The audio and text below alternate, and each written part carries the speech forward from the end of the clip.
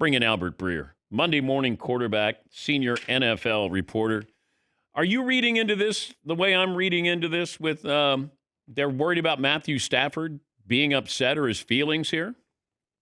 Yeah, I mean, I think it's like part of it, Dan, is just like the look at how this has gone historically and like what Jimmy Garoppolo's arrival in New England in 2016 did to the relationship with Tom Brady, what Jordan Love's arrival in Green Bay in 2020 did to the relationship with Aaron Rodgers. It's actually 2014 on Jimmy Garoppolo, not 2016. So, and even if you want to go way back, what Aaron Rodgers' arrival in Green Bay did to the relationship with Brett Favre in 2005, Or you can go back to Denver with Tommy Maddox and John Elway. or Steve Young and Joe Montana in San Francisco, right? Yeah.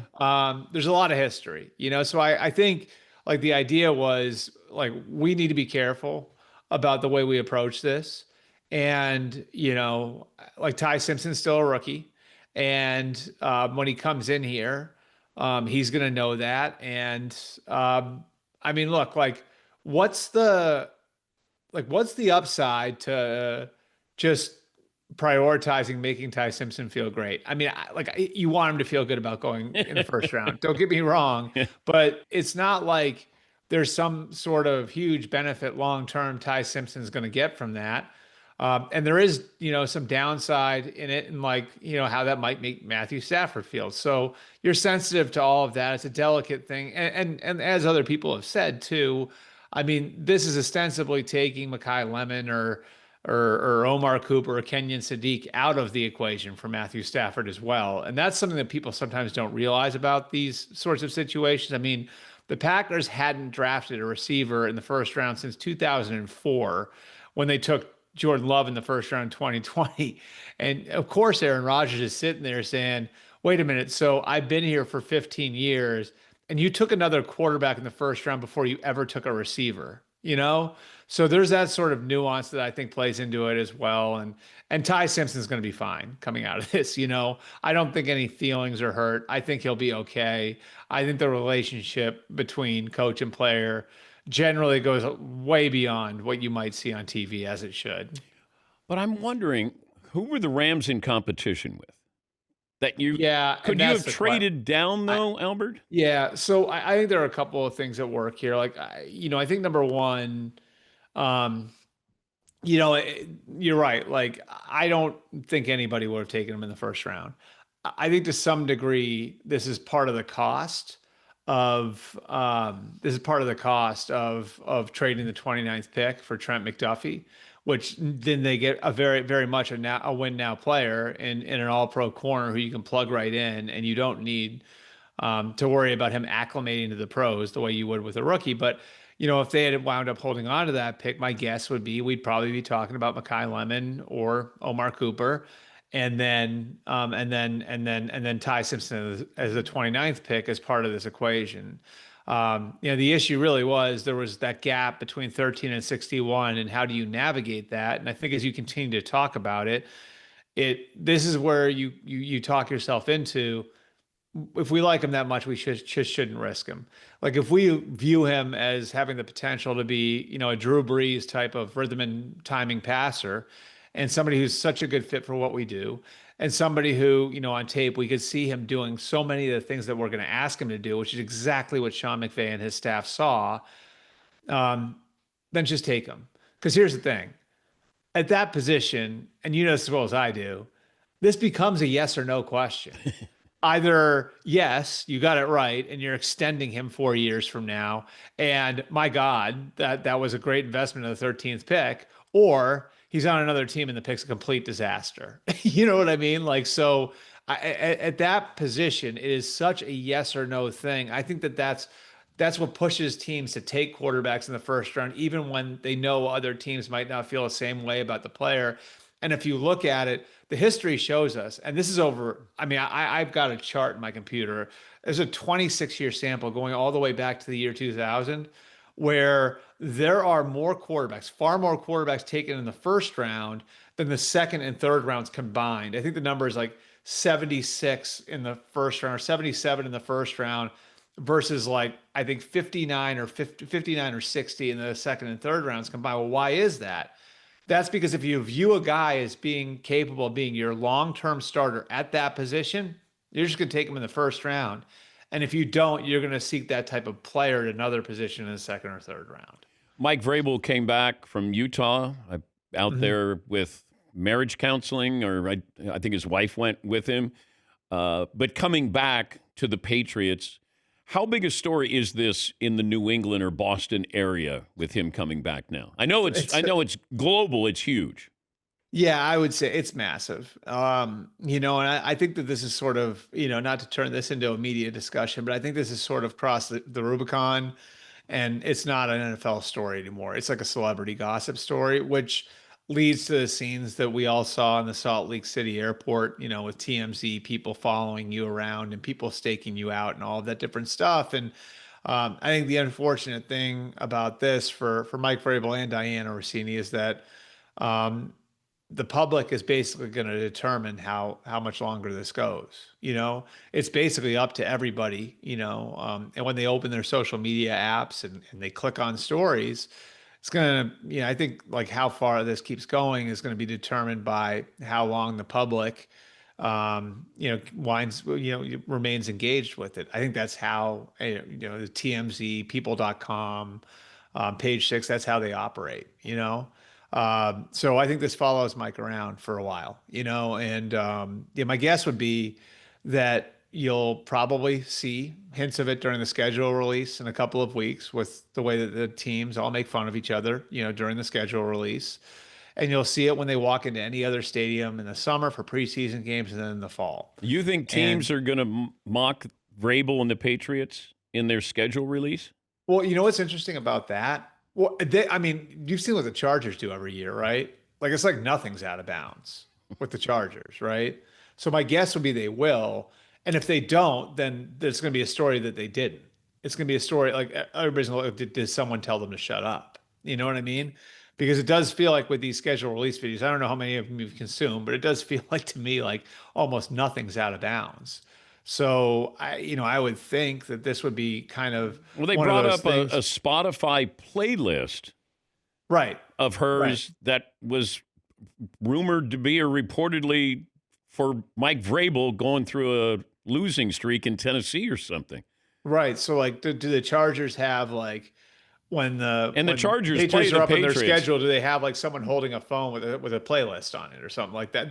The references are going to keep coming. You know what I mean? Like that's what I'm saying is like the music they play in the stadium when the Patriots are in town. They're going to be constant references. You know what I mean? Like There'll be somebody holding hands. There'll be two right. people maybe holding hands or something like that. Right. It's like the Coldplay thing, right? Like Yes. you know what I mean? Like it was, how often was that referenced? You know what I mean? Like, and I think that's the interesting thing about it is like, I mean, almost like I look at this, like it kind of like makes me like think about like how I treated some of those other situations. It's like, everybody had their fun in the Coldplay situation. Those are private citizens. You know what I mean? Like, and like now are we hands off with this because, we know the people. I know both of them. And I really I think they're both good people deep down. And like I hope that they get their personal situation sorted out one way or the other. But I'll definitely approach it differently because I know the people. But I know there are other people on the outside that won't, and that's I think how it follows the Patriots around. He's Albert Breer, the Monday morning quarterback. Yeah, and then Vrabel taking off that last day. Why did he skip out on the final rounds there? Yeah, I mean, I think that like some of that is, I'd imagine that if you're in that situation, with your wife, with your kids, like that, you want to show that you're committed to trying to fix it in whatever way you best can. Yeah, but it felt PR spin to And me, it might have Albert. been, yeah. And I wouldn't rule that out as a possibility as part of it. Look, if you need therapy, go now. Don't wait I until just the final I day. just know, I mean, Dan, have you ever been in a situation with your wife where she says, no, we're doing this right now, and that there's like nothing you can say? Yeah. Maybe it's as simple as that. You know what I mean? Like maybe like if you screw up something, not something like of this magnitude, but you screw up something and then your wife maybe says to you, like, hey, you're gonna put that other stuff you're doing. So like, we're gonna go take care of this now. Well, it might be like an oil change, nothing like, this with Right. Vrabel. Like, But we're you going to just go. go, Yeah, right? You just, I mean, like this is a normal human. You just like, okay, like she's serious. I'm gonna go. uh, Like, the Brendan Sorsby, Texas Tech quarterback, yep, he's in rehab now for gambling. yeah. What are his options, NFL wise? So I've dug into this a little bit, like so, and talked to some people I know and respect in the college level, some reporters who, Pat Forty, Pete Thamel, who I'm buddies with, and then like some people I know in the college football world. And what I've gotten back pretty consistently is it seems as if this is cut and dry and he's going to lose his eligibility. And then the question becomes, okay, like, does he go to court? And so I talked to some lawyers about, okay, if he goes to court, could he get an injunction so he could play while it's in court? And what I've gotten back from the lawyers I've talked to is that he's really unlikely to get an injunction because this is such a clear rules violation. In other words, to get an injunction, you got to prove that you've got a reasonable chance of winning. And like, because this is so cut and dry, um, there's a good chance he'd be denied an injunction, you know? And so if you're looking at this and you're him and it's like, okay, there's maybe a very small chance I wind up getting my eligibility back. And maybe you're just chasing the money at that point. Like what I heard was, again, like I heard that the NIL is somewhere around 6 million, with 1 million of that going back to Cincinnati as some sort of buyout. I don't know exactly how all of that stuff works, but are you chasing that $5 million? Let's call it $5 million, or is the better plan for you now just to go to the NFL? And the supplemental draft, the NFL can determine whether or not he's eligible, but I mean, over the years, they've let guys in who, were ineligible for NCAA reasons. That's Terrell Pryor. We've seen them let guys in who were ineligible, to play for drug reasons, right? And that was Josh Gordon. We've seen a ton of these situations with academic ineligibility in the past. And so, like the trouble the NFL will get into in denying him entry, and this is so thorny for them because of the business that they do with all the gambling companies, is essentially they're a trade association.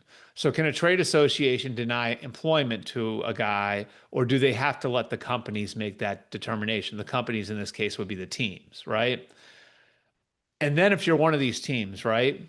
So I'll give you 4 teams that have kept the powder dry on really going all in on a quarterback in anticipation of next year. And what could it be available with your Dante Moore, your CJ Carr, your Arch Manning, all of those guys, right? So that's the Jets, the Cardinals, the Browns, and the Dolphins. Those four have, I think, left themselves open the possibility they take one high next year. If you're one of those teams, you look at it and say, let's just throw a second round pick at this. You know? Do you say, I mean, and I've heard this guy's talent, like, and I haven't dug into it, but I've talked to a few guys who say this guy's got like real top of the first round ability, right? So do you throw a second round pick at him and at this and say, yeah, and like if it doesn't work, we just go back into the first round next year. And then you start to kind of like dig deeper, and it's like, if you're Pittsburgh or Minnesota, where you say we're going to be at the bottom of the first round next year, and we're not going to have a shot at like a Manning or a Moore or a Carr, do we throw a first round pick at this on the premise that it's going to be a low first round pick? I mean, Hmm. it's such a fascinating case, and we'll see what happens. The gambling thing is obviously a part of it. Does the NFL let him in and do the Terrell Pryor thing where they impose a suspension on him? It's there's a lot to dig into here. And a huge part of it is I think the talent that this kid is. And I know that there are some NFL people that feel like just from a physical ability standpoint, he has top of the first round talent. Final 30 seconds. I'm federally mandated to ask you about Aaron Rodgers. Yeah. Is there anything that's changed in his status? I don't think so. I mean, this was got less attention last year, but these UFA tenders went to J.K. Dobbins. The Chargers put a UFA tender on him last year at this point, and the Browns did it with Elijah Moore. Those guys signed with different teams. But basically, what that did was that protected those teams' rights to get comp picks for those guys if they sign somewhere else, which both of them did, but neither of those guys did enough to get comp picks for those teams in the back end. And then once you get to camp, it makes it so if another team's going to get that player, you have to sign them and trade them. And so it basically sets it up so the Steelers could get a return for him if he winds up playing anywhere else next year. Now, do I think the Steelers are doing that without apprising him of it? I don't. I think the communication has been good between, team and player. And, my guess would be like I think he comes back, but I don't know for sure. The Steelers don't know for sure. And I think this is just a mechanism that they can use to protect themselves in the case that he decides he wants to come back and play for somebody else. But I would say, like right now, if he's going to play anywhere, it'd probably be Pittsburgh. Thank you, Albert. You got it. Thanks, Dan. That's Albert Breer, the Monday morning quarterback. His friends call him Bert. Bert.